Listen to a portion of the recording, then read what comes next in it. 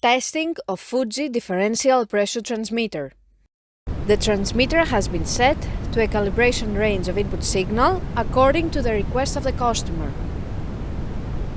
For testing, we add a 24-volt DC power supply, a multimeter in order to measure the milliamp output,